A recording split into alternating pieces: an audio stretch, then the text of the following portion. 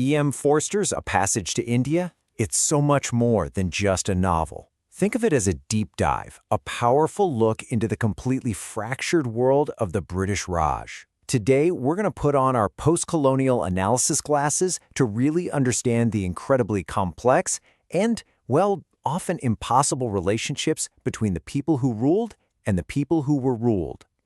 You know, this line right here from the character Fielding, it gets straight to the heart of the whole thing.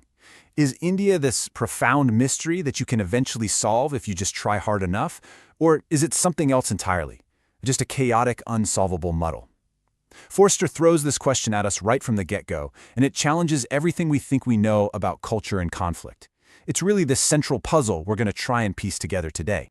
So, to really get this novel, you first have to get the guy who wrote it and the world he was living in.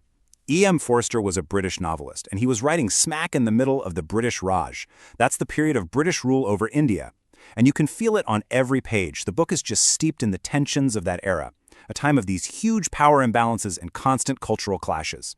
And this wasn't just some intellectual exercise from his desk in London. No way. Forster's first-hand experiences during 2 separate trips to India were absolutely crucial. The novel is a direct result of what he saw, what he heard, and what he felt on the ground. And that's what makes it such a powerful piece of fiction, but also a razor-sharp commentary on the reality of colonialism. Okay, let's set the scene. We're in the fictional city of Chandrapur, which is basically Forster's stand-in for all of British India. And the very first thing you notice about this place is that it is a city completely split in 2, not just socially, but physically. On one side, you've got the British. They live in this little self-contained bubble called the civil station. They've got their exclusive clubs, their English social rules, and they even hold these so-called bridge parties, which were supposed to bridge the gulf with Indians, but ironically all they did was make that gulf even wider. And then there's the Indian world, existing completely separately, ruled over by the British, but systematically, deliberately shut out of their lives. I mean, this single line from the book just says it all, doesn't it? It's so blunt.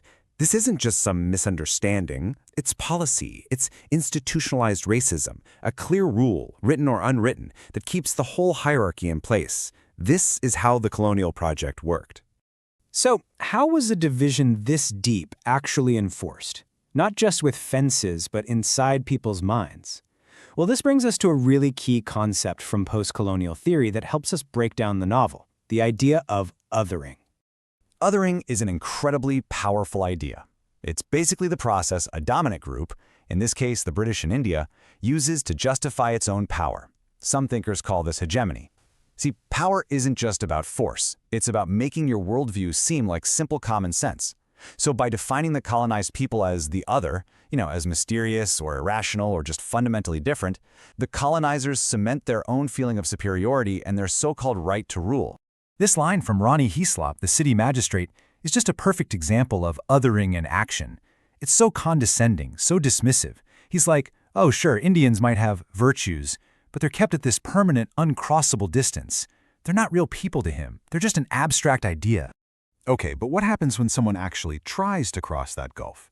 See, Forster doesn't just show us the division. He also explores the flip side, the counter idea to othering, and that's the incredibly difficult search for what we call hybridity.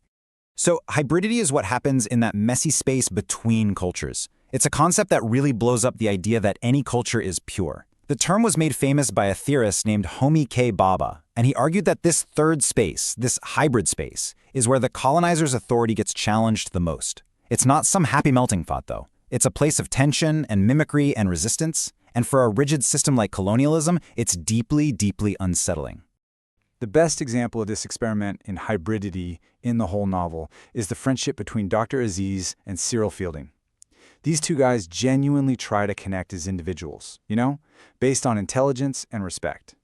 But they're pushing against this massive, heavy system that is designed from the ground up to keep people like them apart. But spoiler alert, their friendship is on a tragic path from the start. What begins with real goodwill and connection gets completely torn apart by the pressures of the colonial system. The trial of Dr. Aziz, which is the core of the plot, becomes the breaking point. It's where cultural suspicion and the raw power dynamics just prove to be way stronger than their personal bond.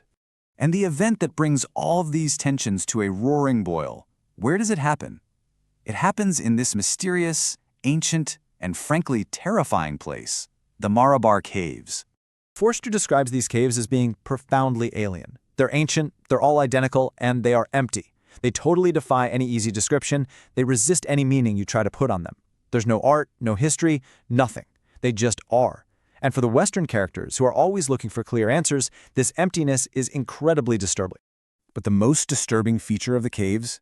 Oh, it's the echo. It takes any sound you make, no matter how beautiful or complex, and it reduces it to this single, hollow, primal sound, woo-boom. It's like an acoustic black hole that just sucks all the uniqueness out of everything. Now this is the philosophical horror of it all. For a character like Mrs. Moore, who is steeped in Christian values of good versus evil, love versus hate, this echo is terrifying. It basically whispers in her ear that all of her beliefs, all the distinctions humans make, are totally meaningless. It's a complete collapse of her entire worldview. And this philosophical crisis becomes a very real crisis very fast. Adela Quested, a young Englishwoman visiting India, runs out of one of the caves in a total panic. And the question that drives the rest of the plot is, what on earth happened to her in there? She believes she was assaulted by Dr. Aziz. This accusation turns the whole muddle of India into a full-blown inferno. That fragile attempt at hybridity between Aziz and Fielding, it just shatters. The British immediately circle the wagons, falling back on racist assumptions, and that deep, dark canyon between the two communities is laid bare for everyone to see. So, all of this brings us to the novel's powerful and pretty heartbreaking conclusion. What happens to friendship when it's faced with a divide this deep? Adela does eventually take back her story at the trial, and Aziz is set free. But it's too late. The trial has poisoned absolutely everything. The trust that Aziz and Fielding had is broken, totally corrupted by the dynamics of colonizer and colonized, of accuser and accused. The novel ends with one of the most famous conversations in all of literature. Years later, they meet again, and Aziz basically says, yes, we can be friends, but not yet. Not until they can be political equals. Not until the British are gone and India is free. What Forster is suggesting here is that personal connection is just impossible without political justice. So, the novel doesn't end on a note of complete despair. It's a story of human failure, for sure, but it closes with this little glimmer of hope. Friendship isn't impossible, but it is postponed. It's put on hold, deferred to a future where the toxic power dynamics of empire don't exist to poison it. And that leaves us with a question that echoes far beyond 1920s India, right into our world today. In a world that is still wrestling with the legacies of empire, of power, of prejudice, Forster's muddle forces us to ask, what does it really take to bridge the divides that history has created? What is the passage that we, all of us, still need to make?